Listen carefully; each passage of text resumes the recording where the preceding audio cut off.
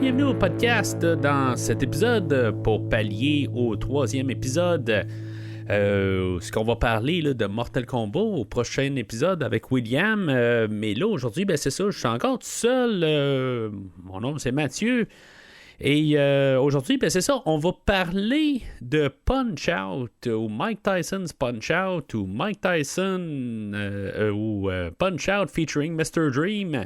Appelez-le comme vous voulez, mais on va parler là, de la version Nintendo sortie en 1987 et sortie un peu plus loin là, en 1990, là, rebaptisée là, juste Punch-Out.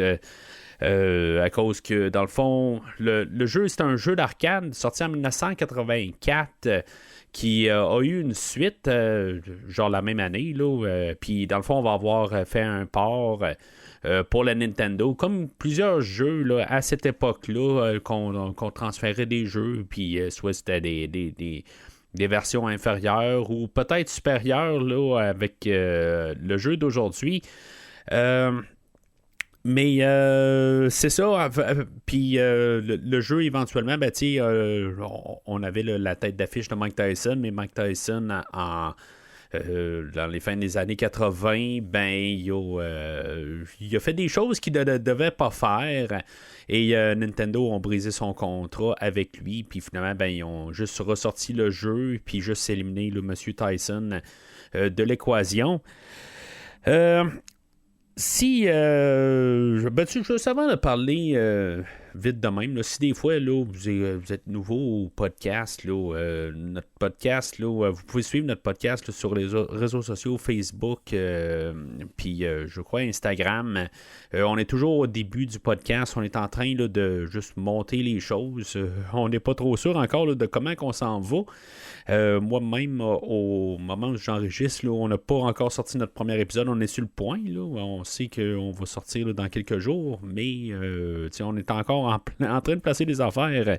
Mais n'hésitez pas à laisser là, vos commentaires là, sur les réseaux sociaux, puis en tout cas de nous donner des idées là, pour des jeux à venir. Mais c'est ça. Fait que, en tout cas, je vous dis ça tout de suite en partant. Je suis en train de juste remplacer les affaires avant de parler là, du jeu proprement. Mais c'est ça. Fait qu'en retournant au jeu,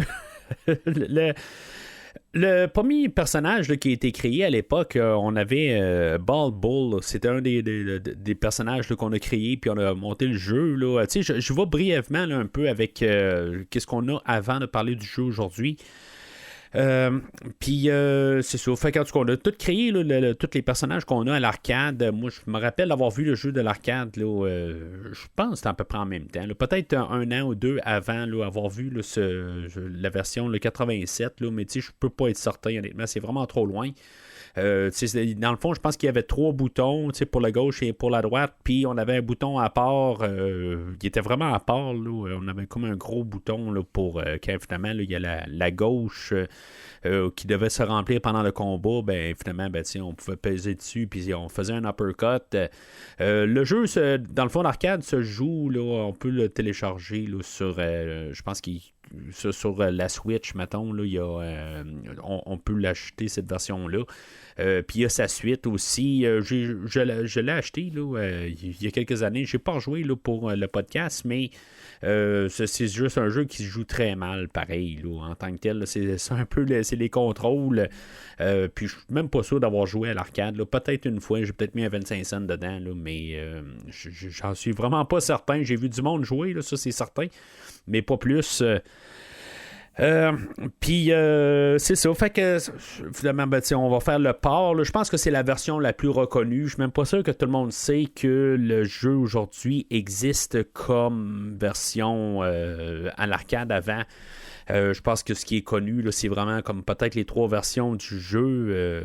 Le jeu de 87, puis le jeu du Super Nintendo, puis la version Wii. Qui est sorti en 2009, mais il y a quelques variations dans le fond.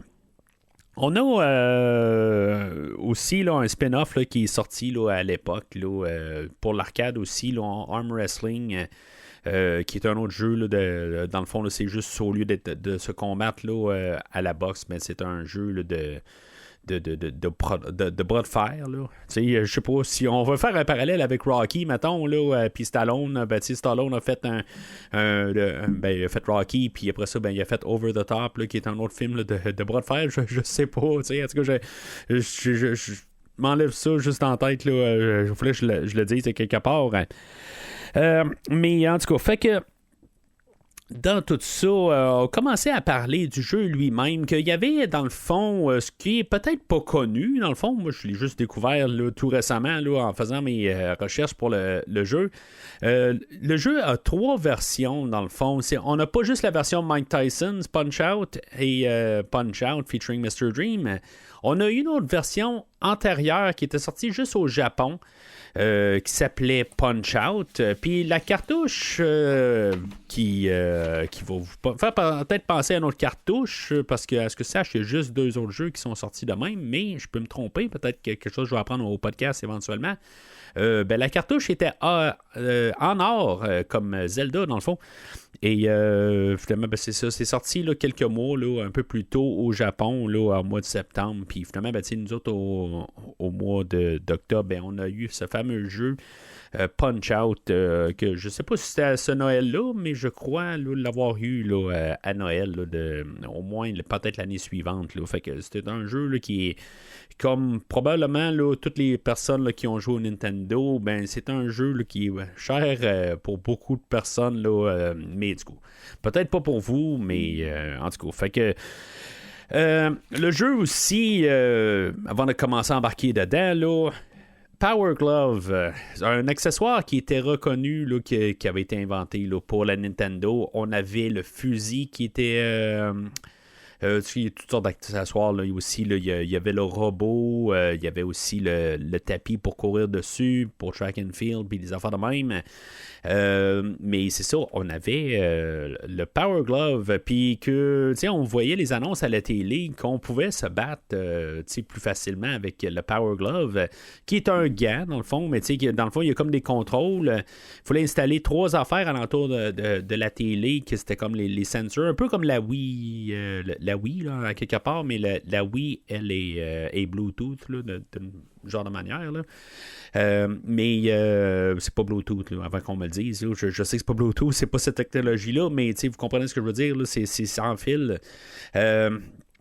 Mais c'est ça, l'autre, le fil devait être attaché, là, c'était pas sans fil, mais dans le fond, autant qu'on voyait ça dans l'annonce à la télé, où ce qu'on pouvait comme vraiment se battre là, avec un point quand même, là, c'était à peu près pas c'était pas ça du tout. Dans le fond, il fallait juste avoir son bras debout, puis commencer à juste canter le bras par la gauche ou par la droite, puis bouger en avant, en arrière, puis en tout cas, il fallait vous faire juste des petits mouvements qui en tout cas, c'était vraiment pas la même affaire, parce que je parle de ça parce que j'en avais un Power Glove, puis bien sûr, le Power Glove, c'était le premier jeu que tu voulais essayer dessus, c'était fait pour ça, à moins que tu avais vu le film là, The Wizard, qui est l'enfant génial, je pense en français, quelque chose de même, que tu pouvais jouer à Rad Racer, là, il est démontré dans ce film-là, là, mais bon.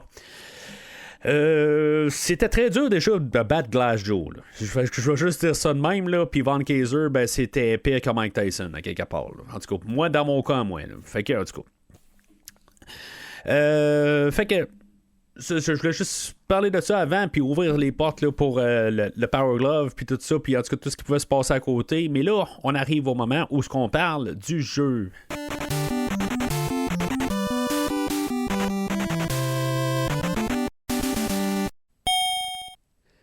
Fait que le jeu, il est assez simple dans le fond. Là, on a le personnage là, de Glass Joe en premier. Là, les contrôles, c'est assez simple. On a sur la manette Nintendo, on a le B puis le A. Le B, ça donne le coup de poing à gauche.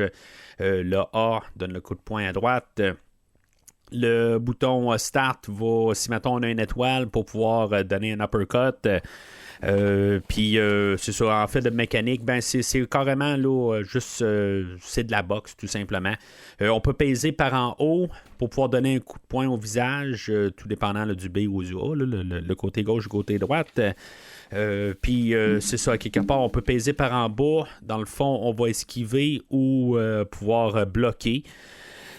Puis c'est pas mal ça à quelque part. Là. Fait que tu sais, en bout de ligne, là, il faut soit battre l'adversaire en l'envoyant à terre. Ce que je peux comprendre, c'est que il y a des points dans le fond. Puis selon certains points, ben tu sais, mettons que Glass Joe, lui, il faut le mettre à terre avec 2000 points.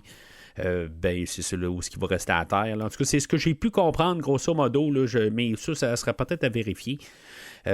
Puis c'est pour ça qu'à quelque part, il n'est pas tout le temps en TKO. Ce que je pourrais lire, ça serait Total. C'est pas Total. C'est ce que j'ai toujours pensé, c'était Total Knockout. Mais dans le fond, c'est Technical Knockout. C'est ça que ça veut dire. Des fois aussi, il faut faire attention aussi à ces. On a comme les étoiles, mais à côté de ça, on a les cœurs. Puis les cœurs, dans le fond, c'est quand, mettons, on fait un coup que l'adversaire va bloquer. On va perdre des cœurs, puis dans le fond, on va être comme épuisé. Puis quand on devient épuisé, ben on n'est plus capable de rien faire, on est juste capable d'esquiver.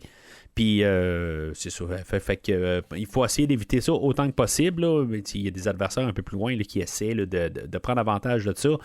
Mais c'est ça. Chaque personnage ont sensiblement une gimmick où ils sont tous comme pré-programmés. Dans le fond, il faut apprendre là, tout leur pattern, là, leur comment ils bougent, en tout cas comment ils sont programmés en tant que tels, puis ils ont tout le temps la même affaire, que ce soit la première ronde, puis ils sont vraiment tous programmés sur 3 rondes, puis ils sont différents, là, c'est en tant que tel. Il y a des adversaires qui reviennent, puis quand ils reviennent, ben, c'est comme les mêmes manœuvres, mais quelque part, il y a une petite variation dedans, là, bien sûr, ils sont un petit peu plus un peu plus puissants, là, mais c'est des choses qu'à force de jouer, ben on comprend. Là. Dans le fond, c'est de la programmation en tant que telle. Ils ne sont pas intuitifs. Ils ont toujours le même pattern. Là. Je trouve pas le mot, là, mais c'est ça. Là. Fait que le premier adversaire, Glass Joe, personnage dans le fond qui est là pour qu'on apprenne comment se battre là, dans ce jeu-là, ou comment jouer. Là. Fait que Glass Joe, dans le fond, ça va prendre à peu près 40 secondes au début. Là. Il va te laisser juste le frapper tout court. Quand éventuellement il va décider là, de juste prendre 2 pas en arrière puis décider de commencer à se battre. Mais quand même, ce 40 secondes-là est là pour quand même savoir un peu quoi faire. Là. C'est juste un petit peu là. Comme dans tout jeu, là, le premier tableau, le premier adversaire, ben, il est là pour qu'on apprenne les manœuvres, comment contrôler le jeu. Là. Adversaire pas trop dur à battre, là, à moins d'avoir le Power Glove. Là, c'est vraiment là, c'est quelque chose, honnêtement. Là, je me rappelle à l'époque, là, j'ai vraiment là, eu vraiment de la misère. Mais Glass Joe, lui, il venait aussi du jeu d'arcade. C'était le premier adversaire là, dans le premier jeu. Là, fait qu'on l'a transposé. Puis c'est ça. Fait que c'est pas un adversaire qui est bien dur à battre. Ensuite de ça, ben, on a le personnage là, de Von Kaiser qui... c'est lui, on a monté un peu la difficulté. Là. Dans le fond, tout va tout le temps assez... c'est vraiment assez... Il y a un bout où on commence à devenir dangereusement... Là, ça va pas exponentiel. Ben, je dirais entre Mr. Sandman puis Mike Tyson, Mr. Dream, ben là, c'est comme tout d'un coup, on a sauté là, un coup exponentiel, mais c'est tout, pas mal tout au long, là, assez graduel. Puis la plupart là, des personnages, là, surtout au début, ben, ils ont souvent des manières là, de les faire mettre à terre assez rapides. Comme Von Kaiser, je pense qu'il faut lui donner un coup de poing dans le ventre, réussir à l'atteindre au ventre, puis il va donner une étoile. Puis il faut juste réussir à donner un coup de poing au visage, puis envoyer un uppercut, puis il s'en va directement à terre. C'est un combat qui peut se faire assez rapide. Peut-être le premier combat un petit peu difficile là, va être le championnat là, du premier tournoi, là, dans le fond, où on va se battre contre Piston Honda. qui est un personnage nouveau aussi, là, qui n'était pas porté là, de l'arcade, mais il y a un Piston Hurricane là, à l'arcade, là, fait que tu sais, je sais pas si ils ont juste renommé le personnage, là, mais puis je pense qu'au Japon, ils l'appelaient le Piston Hondo, non, et non Honda, là, mais fait que c'est là, lui, un petit peu, là, il devient un petit peu plus solide. On peut remarquer, là, à force que le jeu avance, là, que dans le fond, il y a pas mal juste. Chaque personnage a été redessiné. Là. Dans le fond, on a toujours 2 moutures de chaque personnage. On a Glass Joe puis Don Flamenco là, qu'on va avoir un peu après. C'est le même personnage, mais on fait juste changer la couleur du personnage, la couleur de sa peau. Puis on change sa tête, dans le fond. Là, comme Glass Joe est blond, puis lui, on met lui, les cheveux noirs. On a Von Kaiser que j'ai parlé, ben là, il y a Great Tiger, il est pareil, on a changé son ton de peau, puis on a changé là, sa tête carrément, là, il a mis un turban sur la tête là, parce que c'est un Indien, ben vient de l'Inde plutôt, puis ainsi de suite là, Piston Honda, ben, c'est le même que Mike Tyson ou Mr. Dream. Puis c'est ça, ainsi de suite là. Ils ont tous un peu le même format là, en quelque part, puis dans le fond ça nous donne un peu un peu une idée là, de comment on peut se combattre, mais dans tout ça là, en tant que tel, c'est tellement préprogrammé. D'après ce que j'ai pu voir, là, je sais pas si c'est vraiment ça n'a pas été truqué, là, mais j'ai même déjà vu un speedrun là, sur Internet, pas un speedrun, mais quelqu'un qui a joué sur Internet, là, qui est capable de juste timer puis avoir les yeux fermés. Puis c'est ça exactement, là, il était capable de battre le jeu parce qu'en tant que tel, c'est vraiment tout tellement programmé là, que tu peux compter là, 1, 2, 3 puis savoir comment que ça s'en vient. Mais tu sais, je veux dire, c'est pas le genre de jeu que tu veux regarder ça et tu veux profiter là, de la manière qu'il est fait. Là, tant qu'à moi, là, c'est plate un peu de savoir ça, mais c'est ça pareil. C'est le plaisir de pouvoir faire, de jouer comme le personnage de Little Mac qui a été créé là, pour ce jeu-là. C'était pas cette version-là à l'arcade, là, c'était juste un boxeur tout simplement. Puis là, on a créé le fameux Little Mac avec son entraîneur, là, Doc Lewis. Que après, Piston Honda, on a la fameuse scène où c'est une scène d'entraînement où il va courir jusqu'à la Statue de la Liberté avec c'est là qu'on va avoir des mots de passe. Dans le fond, c'est le système là, dans le fond de sauvegarde là, pour ce jeu-là. Qui n'était pas une sauvegarde, c'était un mot de passe. Puis fait qu'on saute au deuxième tournoi, au deuxième championnat, où est-ce qu'on va avoir 4 adversaires. On va avoir Don Flamenco que si on sait comment le faire, dans le fond, c'est assez simple, tout simplement. Là, je veux dire, on lui donne un coup de poing au visage, puis en alternance avec la gauche et la droite. Mais sinon, il est quand même un petit peu toujours un petit peu plus raide comparé à Piston Honda, mais bon, quand on comprend comment le faire, là, il n'est pas si dur que ça. Mais c'est toujours l'apprentissage, bien sûr. Je pense que le premier vraiment adversaire qui peut vraiment être assez le premier mur là, qu'on va avoir, là, ça va être King Hippo. Que lui, tout le monde a comme un doublon là, de leur personnage, comme j'ai mentionné, mais King Hippo, lui, il y a vraiment juste un personnage qui est dessiné comme lui. Puis le temps qu'on comprenne que dans le fond, il faut le frapper dans. Il y a comme sur le nombril, là, il y a un plaster dans le fond, puis il faut comme donner un coup de poing dessus. Puis dans le fond, après ça, il faut le donner en répétition. Non, il faut dans le fond, il donner un coup de poing au visage quand il ouvre la mâchoire, puis après ça, il donnait des coups de poing là, dans le nombril. Puis dans le fond, tout le jeu est caricatural. Fait que en lui donnant des coups de poing au ventre, c'est comme il perd un peu ses pantalons puis tout ça. Fait que éventuellement, il va tomber à terre puis il va jamais s'en relever. Chaque personnage pourrait s'en relever 3 fois. Là. Nous, comme eux autres, il pourrait s'en relever 2 fois, mais la 3e fois, c'est terminé. Mais King Hippo, une fois qu'il est à terre, il est à terre, il ne s'en relève jamais. Mais sauf que l'affaire avec King Hippo, c'est que ses coups de poing sont très dévastateurs. Il est vraiment fort en tant que tel. Fait que, tu sais, c'est le premier mur, là, dans le fond. C'est le premier personnage là, qui va commencer à donner un bon défi. Faut noter aussi, le King Hippo, si mettons, vous êtes. Ben, vous écoutez là, la télé en anglais, là, étant jeune, il y avait une série là, qui s'appelait le Captain N, The Game Master, que dans le fond, des méchants, là, dans le fond, c'est un comique là, qui passait peut-être une fois par semaine, là, où ce que il y avait, on était dans le royaume là, de Nintendo, dans le fond, où ce qu'il y avait Captain N, là, dans le fond, qui lui, c'était un maître du jeu, mais qui était avec Megaman, Simon Belmont là, de Castlevania, il y avait Kid Icarus, je pense qu'il y en avait un autre, là, juste ça me tombe pas de même, là, je m'en rappelle pas, ben, dans le fond il rentrait dans plusieurs jeux, là, puis mais en tout cas, tout dépendant du jeu de la semaine, là, des fois il allait dans Megaman, ou il allait là, dans Bayou Billy, ou il allait dans toutes sortes d'affaires, là. Mais c'est ça, dans le fond, dans les antagonistes, là, le grand méchant, c'était Mother Brain de Metroid. Puis dans le fond, comme c'est bouffon, dans le fond, là, comme antagoniste, là, ben, on avait Eggplant Wizard là, qui venait de Kid Icarus, je pense. Et on avait King Hippo aussi là, qui venait là, de Punch-Out. Là. Fait que, tu sais, je pense que. Ben moi, j'écoutais cette série-là quand j'étais jeune. Fait qu'en même temps, tu sais, c'était le fun de voir plus que le jeu de Punch-Out. Puis, dans le fond, le Punch-Out était représenté avec King Hippo. Je pense qu'on n'a jamais vu d'autre chose là, de Punch-Out dans cette série-là, mais bon.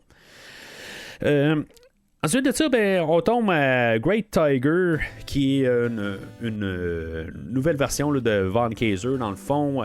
Un autre défi un peu, parce que lui, dans le fond, ça passe. Ils ont tout un peu le passe, puis lui, ça passe. Il fait comme un genre de tour de magie où il va tourner en rond. Puis dans le fond, on peut le perdre un peu de vue. Puis dans le fond, il faut tout le temps être en train de bloquer à chaque fois qu'il vient nous donner un coup de poing. Puis après ça, il repart. Puis on peut pas le frapper pendant ce temps-là, mais éventuellement, ben. Quand il arrête, ben, il faut le frapper au visage. Puis je pense que ça va le mettre carrément le knock-out là, sur le coup. Mais il faut être capable de retenir tous les coups. Il faut être capable de les bloquer. Fait que des fois, on n'a pas assez d'énergie pour être capable de bloquer. Parce que même si tu bloques, ben, tu perds un peu d'énergie. Puis des fois, là, ça peut être fatal là, quand même. Hein. Fait que, tu sais, en gros, là, Great Tiger, un petit peu moins solide là, que dangereux là, que King Hippo. Mais tu sais, on commence à vraiment augmenter le cran là, facilement. Puis peut-être le deuxième mur, là, ça devient Ball Bull. Ça, dans le fond, là, c'est le premier tank. Là, où ce que, dans le fond, lui, il est capable d'encaisser, puis il est solide. Là, à quelque part, quand il frappe, ça frappe fort. Puis il y a même aussi là, sa charge, à quelque part. Lui, dans le fond, comme j'ai dit tantôt, Ball Bull, c'est le premier personnage qui a été créé pour la franchise. On l'a tout créé à partir de lui. Pour moi, je pense que c'est mon personnage préféré là, de la franchise. Ce personnage-là apparaît dans le fond là, dans tous les jeux, à part le deuxième jeu d'arcade, là, mais je veux dire, il est toujours là. Mais c'est ça. Fait que lui, le Ball Bull, ben c'est ça. Une fois qu'on l'a battu, lui, c'est le champion là, de la du deuxième championnat. Fait qu'une fois que tu l'as battu, ben tu te ramasses au troisième championnat. Puis c'est ça, ben t'as ton deuxième mot de passe, tout ça. Fait que le troisième championnat recommence avec un retour de Piston Honda. Un petit peu plus difficile, pour autant facile que le premier coup, mais dans le fond, il n'est pas vraiment. Je pense que Ball Bull avant est plus dur que le Piston Honda. C'est vraiment bizarre, là, quelque part. Il est comme en chemin. Normalement, on est un petit peu plus dur, mais les manœuvres sont sensiblement pareilles là, qu'on l'a vu au troisième combat au début. Mais, je veux dire, dans le fond, il n'y a pas toutes les mêmes. Ils ont changé des petites affaires juste pour être capable là, d'être sous nos gardes un peu, là, pour qu'on sache déjà comment que le combat va évoluer. Mais c'est ça, toujours juste un petit peu plus dur. Soda Popinski, ça c'est dans le fond, en Amérique du Nord, ben, on avait Vodka Drunkenski, là. Dans le fond, une censure, tu sais, où ce que Nintendo de l'Amérique voulait censurer un peu. Puis, tu sais, dans le fond, c'est raciste un peu, ces bars, là.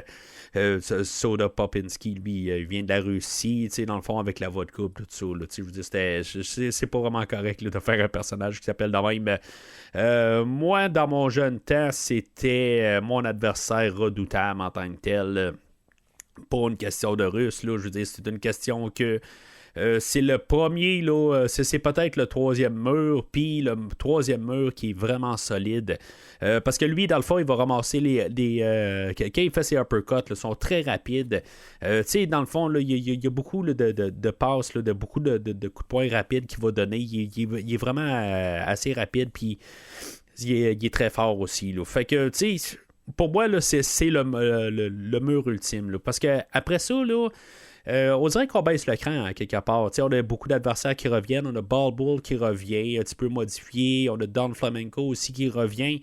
Pas autant facile, bien sûr, que quand on l'a rencontré la première fois, mais pas autant que de Soda Popinski qui vraiment là, qui m'a toujours fait vraiment des problèmes. Là. Fait que après ça, ben, après avoir revisité là, Don Flamenco et Ball Bull, ben, on se ramasse à Mr. Sandman, qui était le champion dans le jeu original de l'arcade, qui est une autre mouture là, de Ball Bull, puis que, honnêtement, je pense que j'ai toujours eu plus de problèmes avec Ball Bull, peut-être la deuxième fois que Mr. Sandman. Mr. Sandman, je me demande si je me suis déjà, ben, je suis pas mort, là, mais je me suis déjà fait planter par Mr. Sandman. Je pense même pas. Puis même Super Macho Man, tu sais, c'est comme, je suis pas capable de passer au travers là, de Soda Popinski, mais c'est ça, dans le fond, là, je me rends très facilement là, à Super Macho Man sans problème. Que lui, dans le fond, ben, c'est ça. C'est une nouvelle mouture de Soda Popinski, mais peut-être en plus facile, en quelque part. C'est peut-être l'adrénaline tout le temps, à chaque fois là, que je passe à Soda Popinski. Ben, je suis en feu, puis je me rends facilement là, à Super Macho Man. Qui, dans le fond, là, qui est pas si difficile que ça. Il faut juste. Tu sais, dans le fond, c'est toujours une question de timing puis de garder son calme. C'est vraiment le jeu. Là, dans le fond, il faut toujours garder son calme puis pas vouloir en frapper un coup de plus qu'on le peut en tant que tel. On sait que quand il bateau que l'adversaire bloque, il faut arrêter tout de suite. Il faut être prêt tout de suite à recevoir un autre coup. Et c'est là qu'on arrive à Mike Tyson ou à Mr. Dream, que dans le fond, lui, il va te donner un coup de poing et c'est vraiment là, ça finit là tout de suite. Toujours très drastique. On peut prendre un mot de passe pour se rendre directement à Mike Tyson. Je veux dire, dans le fond, ça fait 30 ans là, que je joue à ce jeu-là, au-dessus de 30 ans dans le fond, là, 35 ans que je joue à ce jeu-là, puis le mot de passe de Mike Tyson est toujours gravé à ma mémoire, là, 007 373 5963, là, je veux dire, c'est toujours dans ma tête là, depuis toutes ces années, puis d'après moi, je veux savoir jusqu'à ma mort là, en tant que tel. Fait que c'est ça dans le fond. En bout de ligne, je connais, je pense, deux personnes là, qui ont battu Mike Tyson. Un qui que je l'ai pas vu là, mais qui m'a dit qu'il l'a battu, qu'il l'a mis KO. Puis en même temps, ben, je connais une autre personne qui l'a fait devant moi, mais qui a gagné par décision. Parce que j'ai pas parlé de ça, on peut gagner aussi par décision. Quand on a passé les 3 rounds du jeu, ben à quelque part, il y a une décision qui est faite, là, est-ce que quel adversaire là, va gagner. Puis dans le fond, pour battre Mike Tyson, il faut l'avoir mis à terre 2 fois là, chaque round, et éventuellement, ben, on peut gagner comme ça. Mais sinon, ben, c'est ça. Il faut le mettre à terre 3 fois, ce qui n'est pas tout à fait facile. Il n'y a pas tous les coups à Mike Tyson ou à Mr. Dream là, qui vont être fatals, là, mais c'est juste que ça va commencer avec une dizaine de coups tout de suite qu'il faut esquiver.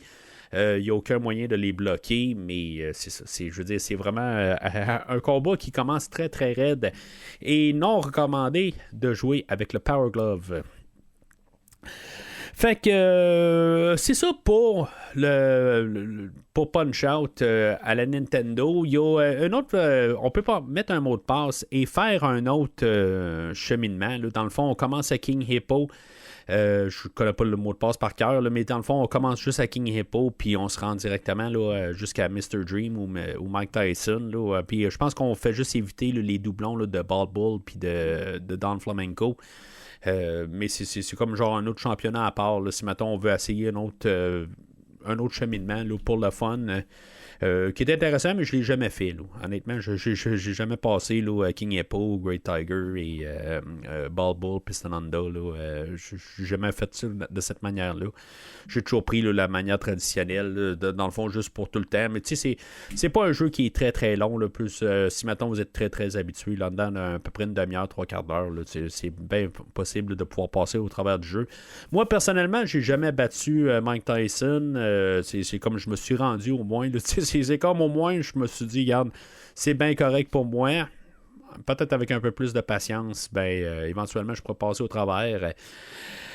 Mais c'est ça. Fait que on avait commencé à travailler avec Mike Tyson pour faire une suite au jeu, dans le fond, là, que finalement, c'est ça. T'sais, dans le fond, quand on a décidé de couper le contrat là, ou déchirer le contrat de M. Tyson, on a annulé là, le jeu, là, que finalement, il a été reformaté pour être le jeu là, qui est sorti en 1992. Qui s'appelle Power Punch 2. En tout cas, c'est un jeu que j'ai jamais vu en tant que tel, j'ai jamais essayé.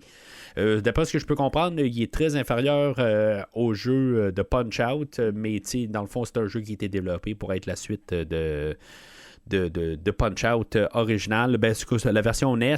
Fait que si ça vous intéresse, cherchez Power Punch 2 sur la Nintendo.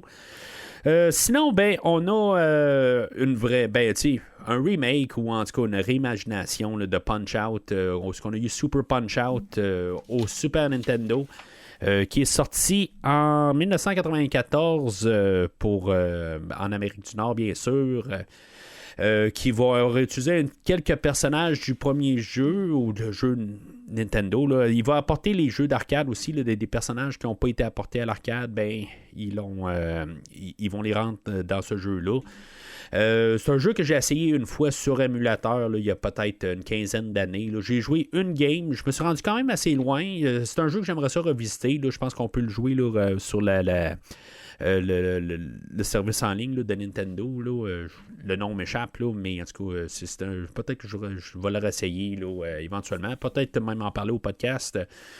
Puis on a eu le remake, quelque chose de même, là, qui est vraiment intéressant, que j'ai aussi joué, je pense, une partie. Là. J'ai le jeu en tant que tel là, sur la Wii, mais ce qui est le fun, c'est qu'on peut jouer avec les nunchucks puis la Wiimote pour faire les deux bras, pour se battre, mais en même temps, on peut aussi virer la manette de bord comme la Wii U, c'est ce qu'on peut faire justement, la mettre de côté, puis elle devient une manette Nintendo, puis jouer à la traditionnelle. Là.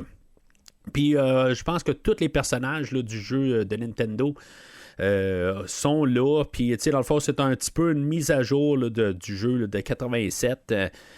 Puis c'est un jeu qui était très le fun à jouer, mais je me suis rendu quand même assez loin, mais c'est ça. Encore comme Super Punch-Out, j'ai pas continué là, dans le fond là, mon aventure. Peut-être un jour, on en reparlera au podcast. Mais c'est ça qui ferme là, pas mal, là, qui clôt pas mal tout l'épisode sur Punch-Out. Fait que, comme j'ai parlé au début, n'hésitez pas à nous suivre sur Facebook et Instagram, dans le fond, puis apporter votre support. Puis n'hésitez pas à parler là, de vos pensées sur Punch-Out. Y a-t-il une version meilleure que la version Nintendo? Puis, pas besoin de le dire, mais ça serait toujours apprécié de l'entendre, dans le fond, de vous donner juste vos impressions, que dans le fond, est-ce qu'il y a une version entre Mr. Dream ou Mike Tyson's Punch-Out? C'est laquelle la version définitive? Je sais qu'en général, tout le temps, tout le monde, c'est Mike Tyson's Punch-Out, puis le monde ne veut rien savoir là, de Mr. Dream. Mais ce serait intéressant de savoir si, mettons, vous êtes un fan de Mr. Dream. Dans le fond, ça change absolument rien. C'est la même personne. C'est la même affaire. En bout de ligne, c'est la même programmation en arrière. C'est juste l'icône qui change. Mais c'est ça. À quelque part, ça serait intéressant de savoir quelqu'un qui a grandi avec un Punch-Out là, de 1990 qui dans le fond, il n'y a pas d'intérêt du tout avec Mike Tyson. Donnez vos opinions. Mais sinon, Game over et soyez là au prochain podcast où est-ce que on va parler là, de la première trilogie là, de Mortal Kombat qui est sortie là, sur arcade, puis en tout cas, plusieurs formats dans le fond, où on va parler de tout ça pour un peu finaliser là, sur le jeu de Mortal Kombat Trilogy là, sur Nintendo 64 et PlayStation. Alors, game over.